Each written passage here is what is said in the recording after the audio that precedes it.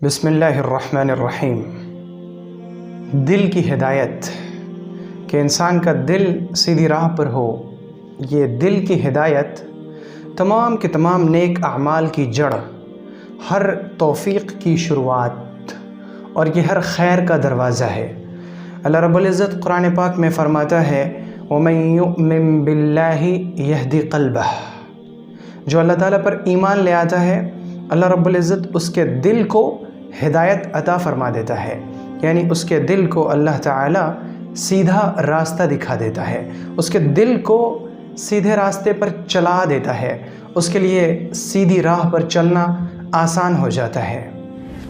نبی اکرم صلی اللہ علیہ وآلہ وسلم سے صحیح حدیث میں منقول ہے الا وَإِنَّ فِي الْجَسَدِ مُضْغَةً إِذَا صَلُحَتْ صَلُحَ الْجَسَدُ كُلُّهُ وَإِذَا فَسَدَتْ فَسَدَ الْجَسَدُ كُلُّهُ أَلَا وَهِيَ الْقَلْبُ، کہ انسان کے جسم کے اندر گوشت کا ایک ٹکڑا ایسا ہے کہ اگر وہ درست رہتا ہے تو اس کا پورا جسم درست رہتا ہے، لیکن اگر وہ گڑبڑا جائے، وہ بری راہ پر چلنے لگے، وہ بری باتیں اپنے اندر جمانے لگے، تو پھر انسان کا پورا جسم، پورا بدن خراب ہو جاتا ہے، یعنی فساد کی راہ پر چلا جاتا ہے۔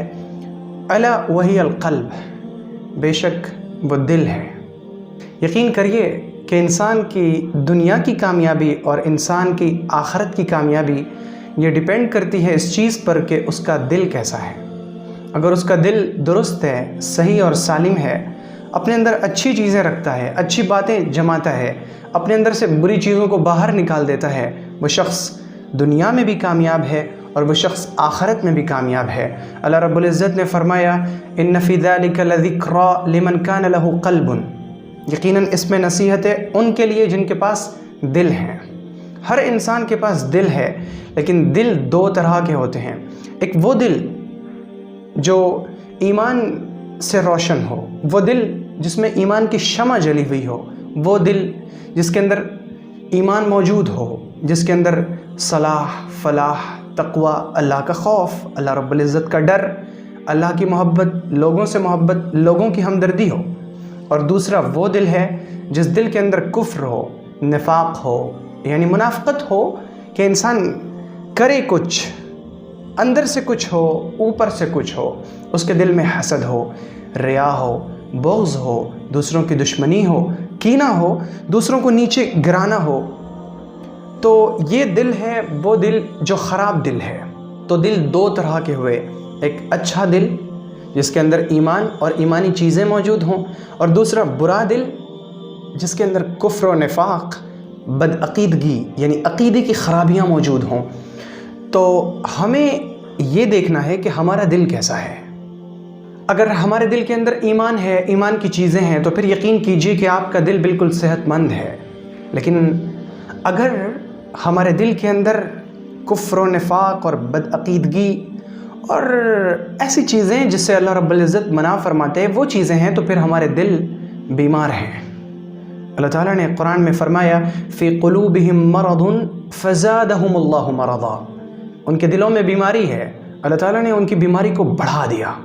جن کے دل بیمار ہوتے ہیں کفر سے، نفاق سے، عقیدے کی خرابیوں سے، حسد سے، ریا سے، بغض سے، کینہ سے، دشمنی سے، پھر اللہ تعالیٰ ان کے مرض کو بڑھا دیتا ہے۔ ایسا تو نہیں کہ ہمارے دلوں پر تالے ہیں، جیسا کہ اللہ نے فرمایا افلا یتدبرون القرآن ام علی قلوب اقفالها، یہ قرآن میں غور کیوں نہیں کرتے؟ کیا ان کے دلوں پر تالے لگے ہوئے ہیں؟ ایسا تو نہیں کہ ہمارے دلوں پر تالے ہیں۔ ہمیں غور کرنا ہوگا، ہمیں دیکھنا ہوگا کہ ہمارا دل کس حال میں ہے، کیونکہ یہاں تو معاملہ یہ ہے کہ دل بیمار ہوتے ہیں، دلوں پر مہر لگتی ہے۔ وَطُبِعَ عَلَى قُلُوبِهِمْ فَهُمْ لَا يَفْقَهُونَ، ان کے دلوں پر مہر لگا دیا گیا، یہ اب سمجھ رکھتے ہی نہیں۔ دل بیمار ہوتے ہیں، دلوں پر مہر لگتے ہیں، دلوں پر تالے لگتے ہیں، دل مر جاتے ہیں۔ تو ہمارا دل کس حال میں ہے، ہمیں اس چیز کو دیکھنا ہوگا۔ اور رمضان المبارک کا یہ مہینہ یہ اس لائق ہے کہ ہم غور کریں، اپنے دل پر نظر ڈالیں کہ ہمارا دل کس حال میں ہے۔ اس وقت جب کہ ہمارا جسم روزے سے ہے، کہ ہمارے دل نے روزہ رکھا ہے یا ہمارا دل افطار کر رہا ہے اور ہمارا جسم روزے سے ہے؟ آپ کہیں گے کہ دل کا روزہ کیا ہے، دل کا افطار کیا ہے؟ جی ہاں میرے بھائی اور میری بہن، مومن کا دل رمضان میں اور غیر رمضان دونوں حالتوں میں روزے سے رہتا ہے۔ اور دل کا روزہ یہ ہے کہ انسان اپنے دل سے بری چیزوں کو باہر نکال دے، عقیدے کی خرابیوں کو باہر نکال دے، وہ اللہ کے سوا کسی کو حاجت روا نہ سمجھے، اللہ کے سوا کسی کو سجدہ کے لائق نہ سمجھے، وہ بدعات سے پرہیز کرے، ان چیزوں سے جو نبی اکرم صلی اللہ علیہ وآلہ وسلم نے کیا ہی نہیں، جو صحابہ کرام نے کبھی کیا ہی نہیں، وہ ان چیزوں سے پرہیز کرے جو چیزیں دین میں بدعات کی شکل میں داخل ہو گئی ہیں۔ وہ خرافات سے بچے، وہ رسم سے بچے، وہ بری عادتوں سے بچے، اس کے اندر حسد نہ ہو، ریا یعنی دکھلاوا نہ ہو، اس کے اندر عجب نہ ہو، خود پسندی نہ ہو، یہ ساری چیزیں نہ ہو۔ اگر کسی شخص کا دل کبر میں مبتلا ہے، کوئی تکبر کرتا ہے، حق بات ظاہر ہونے کے بعد بھی اسے قبول نہیں کرتا، بلکہ وہ اپنی رائے پر جمع ہوا ہے کہ نہیں، جو میری رائے ہے یہی درست ہے، یہی صحیح ہے، یقین کریں کہ یہ تکبر ہے۔ اور جب انسان نے تکبر کر لیا تو اس کے دل نے افطار کر لیا، اس کے دل کا روزہ کہاں؟ دل کا روزہ تو تب ہوتا جب یہ تکبر سے بچتا، اس کے دل کے اندر کبر نہ ہوتا، تکبر نہ ہوتا، یا اپنے آپ کو بڑا نہ سمجھتا، دوسروں کو چھوٹا اور حقیر نہ سمجھتا۔ کسی شخص نے دوسرے کو یوں سمجھ لیا کہ یہ مجھ سے کمتر ہے، مجھ سے حقیر ہے، یقین کریں کہ اس کے دل نے افطار کر لیا، اس کے دل کا روزہ ٹوٹ گیا۔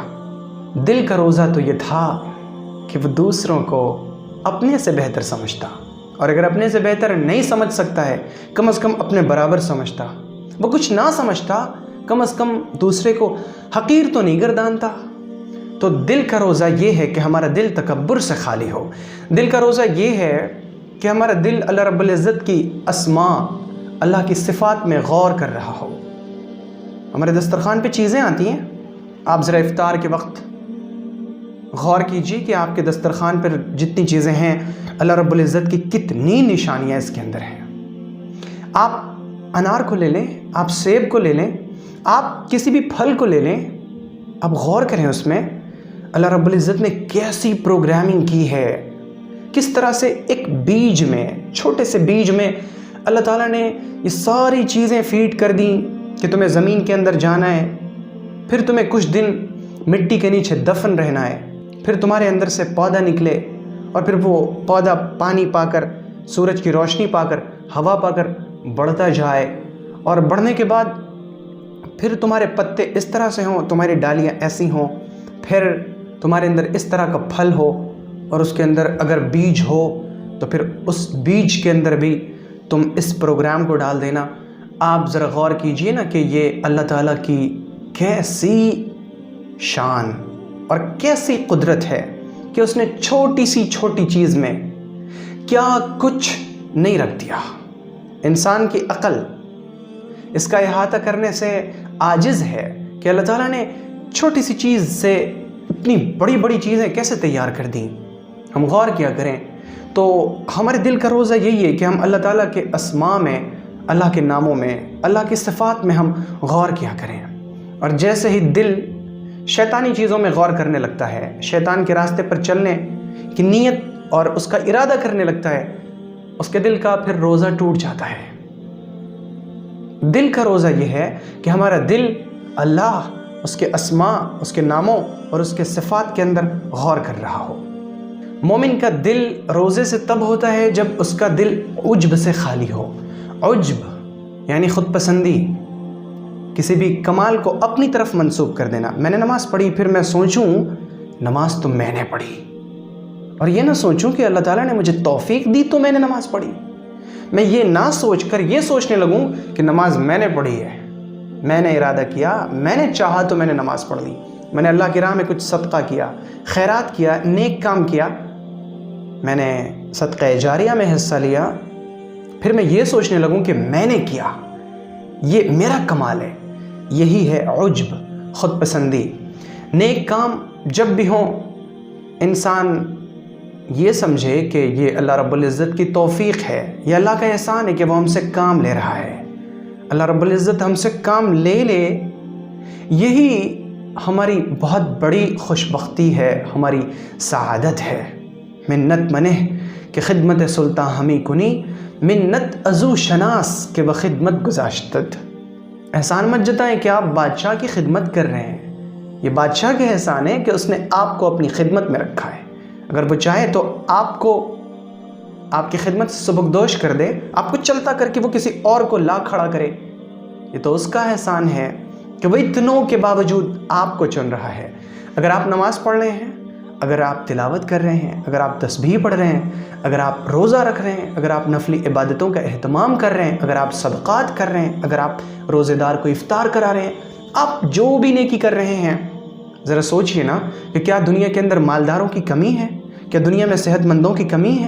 کیا دنیا میں عقل مندوں کی کمی ہے؟ نہیں۔ تو پھر اللہ رب العزت نے آپ کو کیوں چنا؟ آپ کو اللہ تعالیٰ نے کیوں چنا؟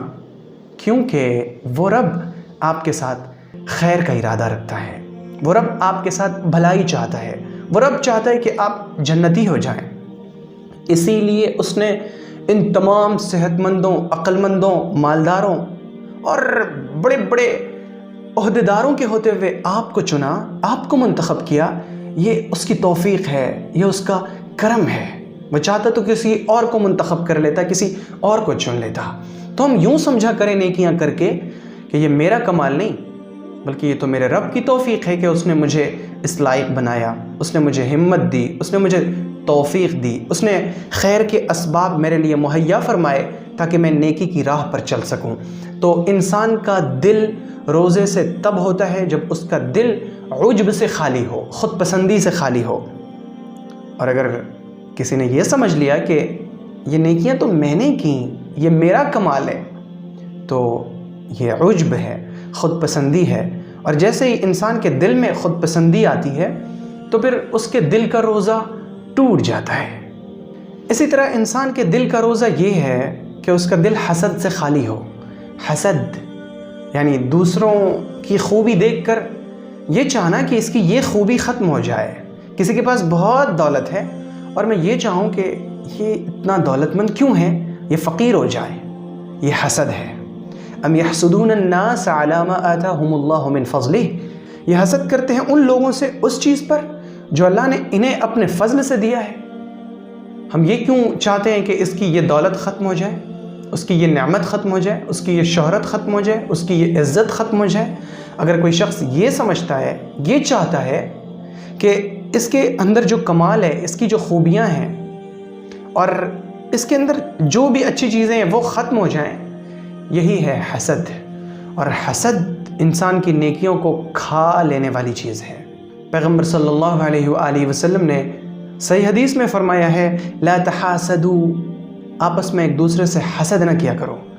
اللہ نے اگر کسی کو کوئی نعمت دی ہے تو خوش ہونا چاہیے کہ اللہ تعالیٰ نے اس کو اس نعمت کے لیے چنا، اس کے پاس اللہ تعالیٰ نے علم کی دولت عطا فرمائی، اسے اللہ نے عقل سے نوازا، اسے اللہ نے دولت سے نوازا۔ اگر ہم حسد کرتے ہیں تو ہمارے دل کا روزہ ٹوٹ جاتا ہے۔ تو ہم اس وقت جب کہ روزے سے ہیں، ہمارا جسم روزے سے ہے، ہم کھانے پینے سے بچے ہوئے ہیں، تو ہماری کوشش ہو کہ ہمارا دل روزہ رکھے، کیونکہ دل کا روزہ اصل روزہ ہے۔ اور یقین کریں کہ اگر جسم نے روزہ رکھ لیا اور دل کا روزہ نہ رہا تو پھر شاید یہ وہ روزہ ہوگا جس روزے میں ہمیں بھوک اور پیاس کے سوا کچھ اور حاصل نہیں ہوگا، کیونکہ یہ جسم کا روزہ اس کا حکم صرف رمضان میں ہے، لیکن دل کے روزے کا حکم تو اللہ تعالیٰ نے ہر وقت کے لیے دیا ہے۔ آپ ہر وقت، ہر دن، ہر لمحہ دل کا روزہ رکھا کریں۔ آپ کا دل کفر سے، نفاق سے، عقیدے کی خرابیوں سے، بدعتوں سے، حسد سے، کینہ سے، بخل سے، کنجوسی سے، اسراف سے، فضول خرچی سے، اب خواہشات کی پیروی سے اور اپنی رائے کو بڑا سمجھنے سے، عجب سے، خود پسندی سے، دکھلاوے سے، ان سب چیزوں سے پاک رہے۔ اور آپ کے دل میں ہو کیا؟ ایمان ہو، ایمانی اعمال کا ارادہ ہو، دوسروں کے لیے بھلائی ہو، خیر خواہی، ہمدردی، رحم کے جذبات ہوں، ہمارے دل کے اندر آپس کی محبت ہو، हमारे दिल में अल्लाह रब्बुल इज़्ज़त का खौफ हो, अल्लाह रब्बुल इज़्ज़त का डर हो, अल्लाह से मुलाकात की ख्वाहिश हो, जहन्नम का खौफ हो, जन्नत का शौक़ हो, हमारे दिल में नबी अकरम सल्लल्लाहु अलैहि वसल्लम और आपकी सुन्नत से मोहब्बत हो। जब हमारे दिल के अंदर ये चीज़ें होंगी तो हमारा दिल रोज़े से रहेगा। और ये रोज़ा, जिस रोज़े में हम दिल का रोज़ा रखते हैं, ये अल्लाह को बहुत पसंद है।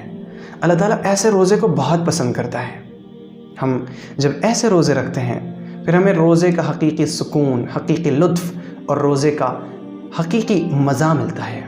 आइए जिस्म का रोज़ा रखते हुए हम दिल के रोज़े की आदत डालें, अपने दिल को रोज़े से रखें। अल्लाह रब्बुल इज़्ज़त हमें जिस्म के रोज़े और दिल के रोज़े, आँखों के रोज़े, कानों के रोज़े, ज़बान के रोज़े की तौफ़ीक़ अता फ़रमाए। और अब हम इंशाअल्लाह अगली किस्त में ये बयान करने की कोशिश करेंगे कि ज़बान का रोज़ा क्या है, कानों का रोज़ा क्या है, आँखों का रोज़ा क्या है, पेट का रोज़ा क्या है। जी हाँ, पेट का रोज़ा क्या है, हम इसे अगली नशिस्तों में बयान करने की कोशिश करेंगे। आप अल्लाह के अमान में रहें। अल्लाह आपके सारे नेक अमाल अपने फजल करम से कबूल फरमाए। अगर आपको ये वीडियो पसंद आई हो तो वीडियो को लाइक करें और शेयर करें और चैनल को सब्सक्राइब करना हरगिज न भूलें।